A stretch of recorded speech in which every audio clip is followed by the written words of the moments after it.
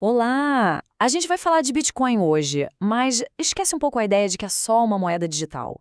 Vamos explorar um conceito bem mais fundo, a ideia de que o Bitcoin é, na verdade, a internet do dinheiro, uma plataforma que pode mudar tudo. Para a gente ter uma ideia do tamanho disso, pensem um pouco na história do dinheiro. A gente saiu da troca, foi para os metais preciosos, papel moeda, cartão e agora? Bom, segundo especialistas como o Andrés Antonopoulos, o Bitcoin não é só o próximo passinho. Não, é um salto gigantesco. A sexta grande revolução na tecnologia mais antiga que a gente conhece.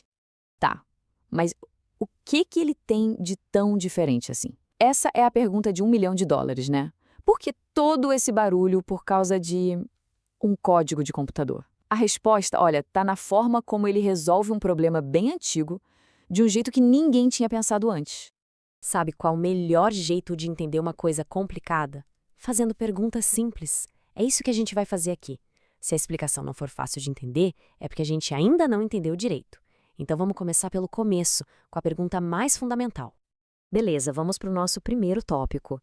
Como é que essa engrenagem funciona? Tipo, o que está acontecendo por trás das cortinas para fazer tudo girar, sem ter um banco, sem ter uma empresa mandando em tudo?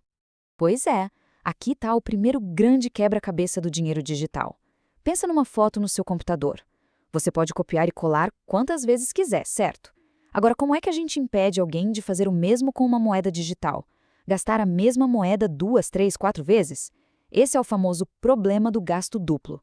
E o fato do Bitcoin resolver isso sem precisar de um banco no meio é o que o torna genial. A solução para isso tem um nome: blockchain. E é aqui que a coisa fica interessante. Pensa num banco. O livro de registros deles é secreto, eles controlam tudo, podem até reverter uma transação. O blockchain do Bitcoin é exatamente o contrário. É um livro caixa público que todo mundo pode ver. Ele não é mantido por uma empresa, mas por milhares de computadores no mundo todo. E o mais importante, uma vez que algo é escrito ali, fica para sempre. Não dá para apagar. Então, vamos à nossa primeira analogia. Imagina que o blockchain é tipo um caderno de anotações, só que global e público. Cada página desse caderno é um bloco, e nela a gente anota um monte de transações. O truque é que cada página nova é acorrentada na anterior com uma espécie de selo digital super seguro, um hash. Se alguém tentar, sei lá, voltar e apagar ou mudar alguma coisa numa página antiga, esse selo se quebra, a corrente toda se rompe e a rede inteira percebe a tentativa de fraude na hora. Ok, faz sentido. Mas aí vem a próxima pergunta, né? Se não tem um chefe, um banco, quem é que tem a autoridade para adicionar uma nova página nesse caderno? Quem decide o que entra e o que não entra? A resposta para isso é um sistema chamado prova de trabalho, ou Proof of Work. Funciona assim: pessoas no mundo todo, que a gente chama de mineradores, colocam seus computadores para competir. Eles não estão cavando para achar ouro de verdade, mas estão competindo para resolver um problema matemático, um quebra-cabeça digital que é muito, mas muito difícil. E aqui entra a nossa segunda analogia. Pensa na mineração como uma grande competição de segurança global. Os mineradores pegam as últimas transações, colocam num bloco, e aí começa a corrida para resolver aquele quebra-cabeça. O primeiro que consegue, ele meio que grita Eureka! Mostra a solução para todo mundo e o bloco dele é adicionado à corrente. E a recompensa por todo esse trabalho de proteger a rede, ele ganha bitcoins novinhos em folha. Tudo bem, a teoria é bem legal, né? Mas e na prática?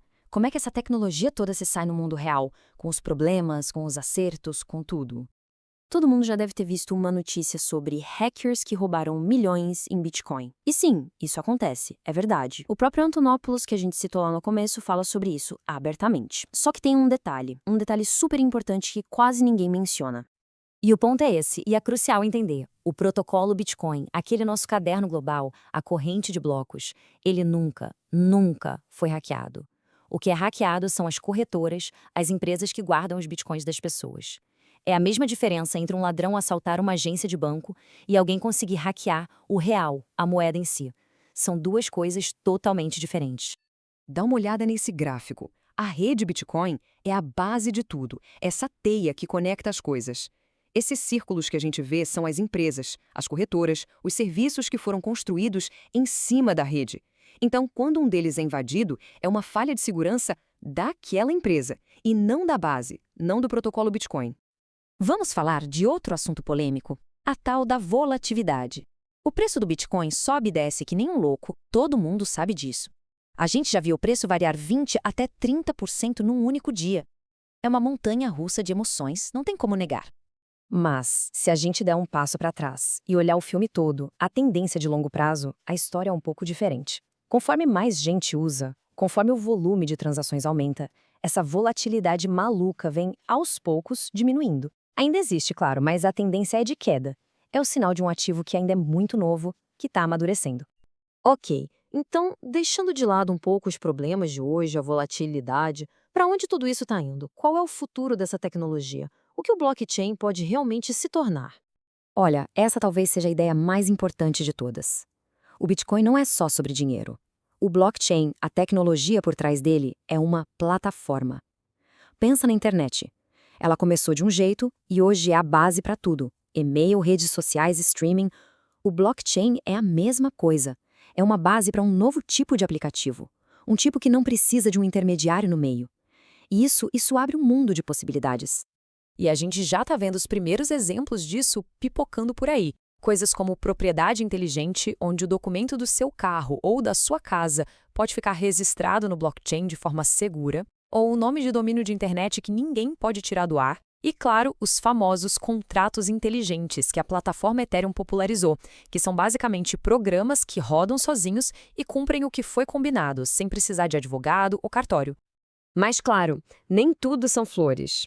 Toda essa segurança, essa competição dos mineradores, tem um preço. E o preço é energia. Muita energia. O processo de mineração consome uma quantidade gigantesca de eletricidade. E isso nos leva a uma lacuna de conhecimento importante. Qual o balanço certo? Qual o custo ambiental que a gente está disposto a pagar para ter uma rede financeira global, aberta e segura? É um debate super importante e que está longe de acabar. E para a gente fechar, fica aqui uma provocação do Antonopoulos. Ele diz que as crianças que nascem hoje nunca vão ter uma conta em banco do jeito que a gente conhece. Elas vão ter um aplicativo no celular, um aplicativo que transforma cada uma delas no seu próprio banqueiro. Pensa nisso. Para essa geração, a ideia de ter que pedir permissão para um gerente para usar o seu próprio dinheiro vai soar tão bizarra quanto esperar o cheque compensar sua para a gente hoje. No fim das contas, essa talvez seja a verdadeira revolução, colocar o controle financeiro de volta nas nossas mãos.